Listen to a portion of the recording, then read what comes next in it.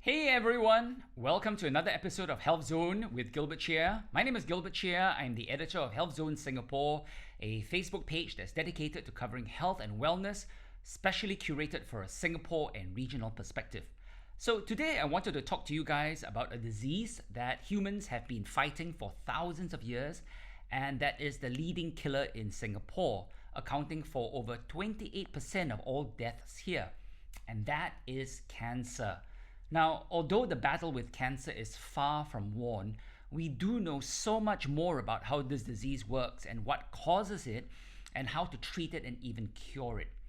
As the population ages and more people get themselves checked out through health screenings, the number of cases has gone up.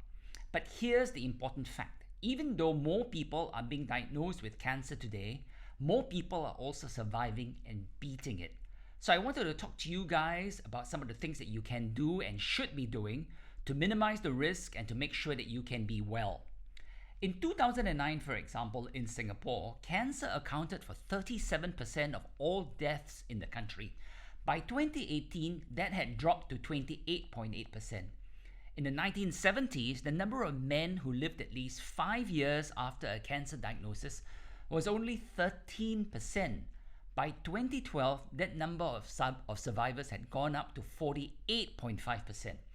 And for the same period, female cancer survivors more than doubled from 28% to 57%. Researchers around the world, as well as the World Health Organization, believe that up to 50% of all cancers are preventable. And we've learned that there are many things we can all do to protect ourselves. The longer survival rates and lower mortality of cancer patients are proof that these changes in lifestyle, early diagnosis, better treatments, and therapies all work. So here are the things that you need to know and do to protect yourself against cancer and to ensure that even if you get it, your chances of overcoming it and surviving it are better. So there are basically two big things I'm going to be talking about. One is lifestyle changes. There's no way of getting around this. Our diets and lifestyles play a huge role in our chances of developing and surviving cancer. People from the same families and with similar genes can have very different health outcomes because of their individual lifestyles. There are 4 important lifestyle factors that we all need to pay attention to. Number 1, tobacco use. Now, I don't need to tell you that smoking and excessive drinking are 2 of the biggest risk factors. Tobacco kills up to half of the people who use it. Think about that. Up to half of the people who smoke will die from the direct result of tobacco. And every year, smoking kills more than 8 million people around the world. More than 7 million of these deaths are the result of direct tobacco use, while around 1.2 million are the result of non-smokers being exposed to secondhand smoke. So if you are a smoker, you know the risk you face. If you want to quit, consider getting professional help. Professional support and proven cessation medications can more than double a smoker's chance of successfully quitting. Number 2, alcohol consumption.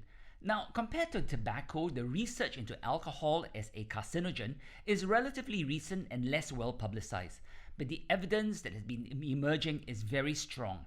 And both doctors and governments have issued warnings and guidelines about the link between alcohol and cancer.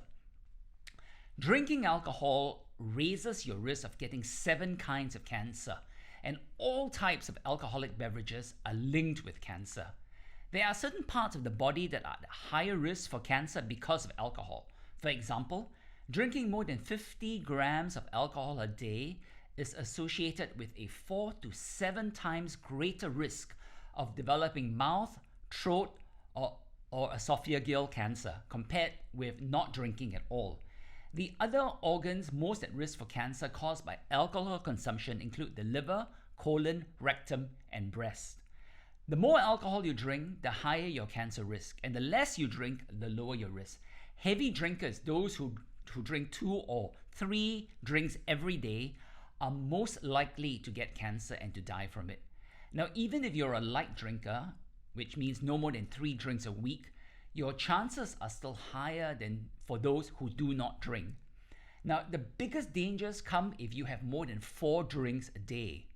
1 drink a day for men and up to 2 a day for 1 drink a day for women and up to 2 a day for men is what is classified as moderate drinking.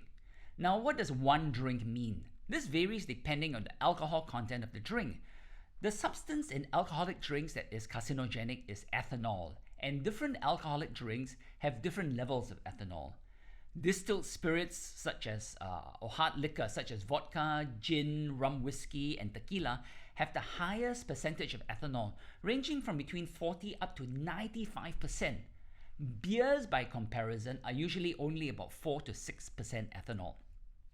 So just 1 shot glass of hard liquor, which is about 1.5 ounces or 45 ml, has the same amount of alcohol as a glass of wine, which is about 5 ounces or 148 ml, and a bottle of beer, which is 12 ounces or 355 ml. The good news is that a person's risk of developing cancer goes down when a person stops drinking. So if you are a drinker, do consider these facts and gauge your own risk and do it in moderation, because that's always important. The third lifestyle factor that's very important in cancer prevention is exercise. Now, this is surprising to many people because while we know that exercising helps strengthen the cardiovascular system and help prevent obesity, many people do not know that it can also help prevent and fight cancer.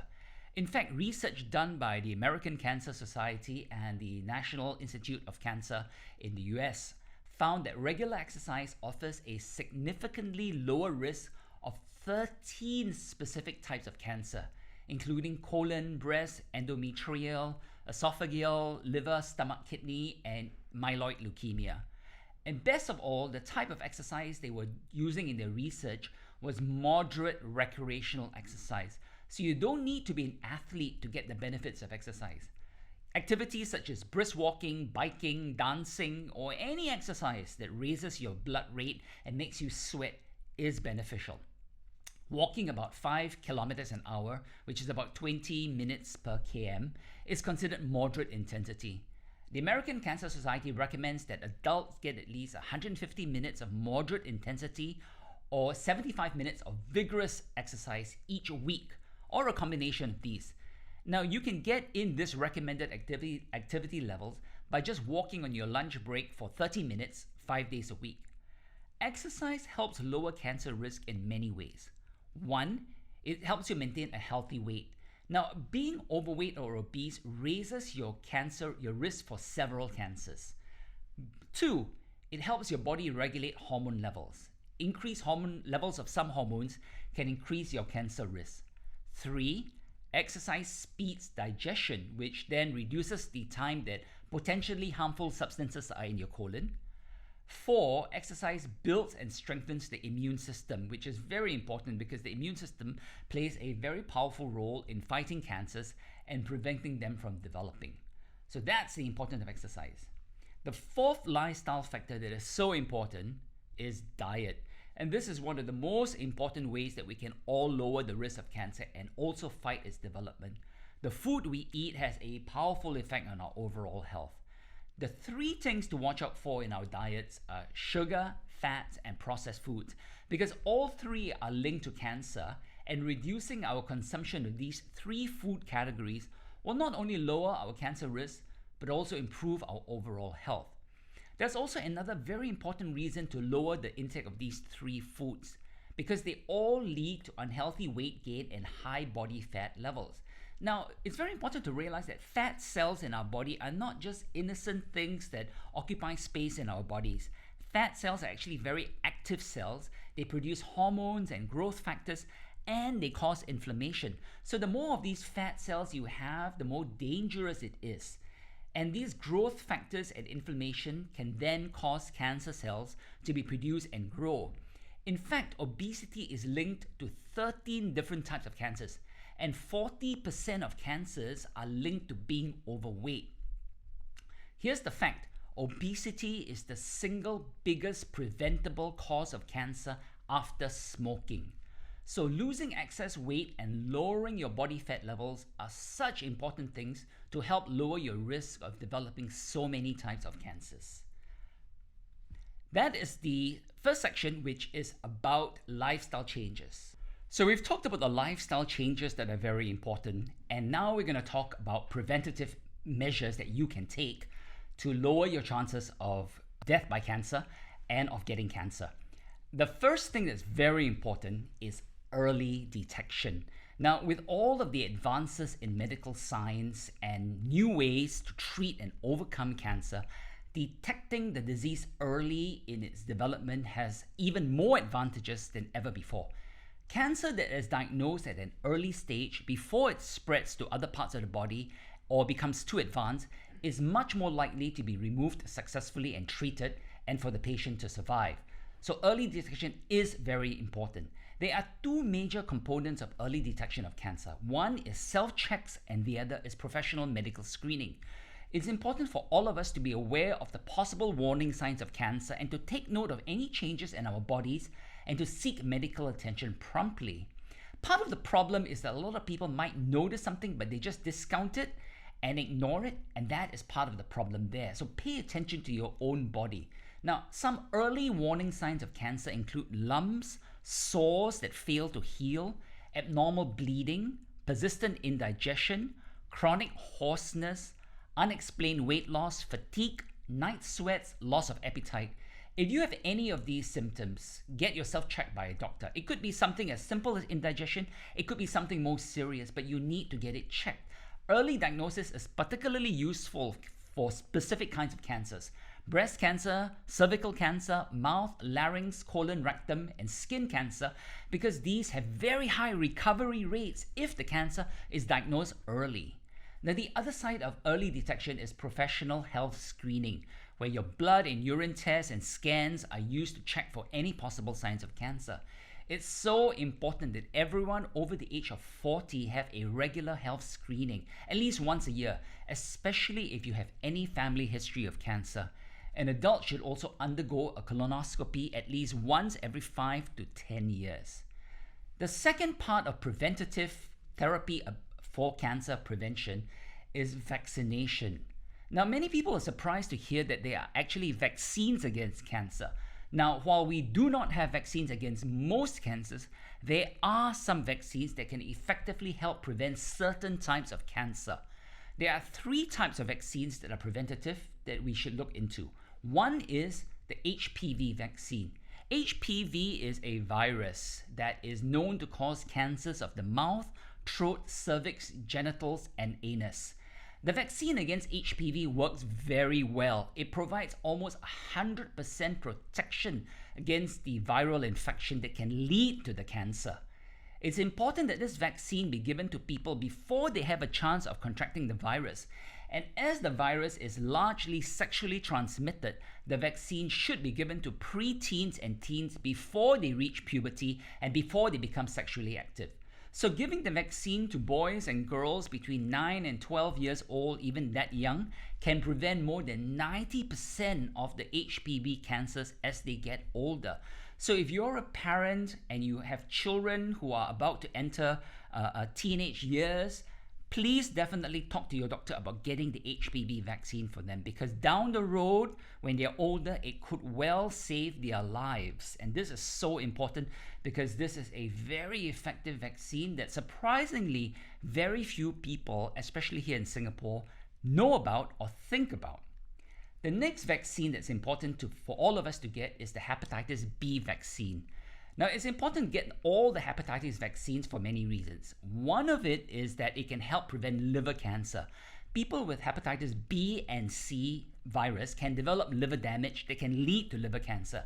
Now, there is no vaccine for Hep C, but there is a vaccine for hepatitis B, so this should definitely be taken. And finally, there's something called the selective estrogen receptor modulators, SERM for short. These are compounds that can help women with a high risk of developing breast cancer stay cancer-free. And women with a family history of breast cancer should talk to their doctors and see if this preventative therapy is suitable for them. So there you have it. Basically, is an outline that I wanted to give you of all of the things that we need to be doing to prevent cancer and to increase our chances of surviving it. There are the lifestyle factors that I talked about, and then there are the preventative factors. Think about this, look through the list very carefully, and get yourself prepared, get yourself checked out, live your best and healthiest life, because cancer survival is becoming more and more common, but we need to do our part to make sure that we survive and defeat this dreaded disease. Thanks very much for joining me in this episode of Health Zone with Gilbert Cheah. Do leave me comments, make suggestions, and give me your thoughts about future episodes and any questions you might have. And do subscribe and like us, and I'll see you next week on another episode of Health Zone with Gilbert Cheah. Stay healthy and be well.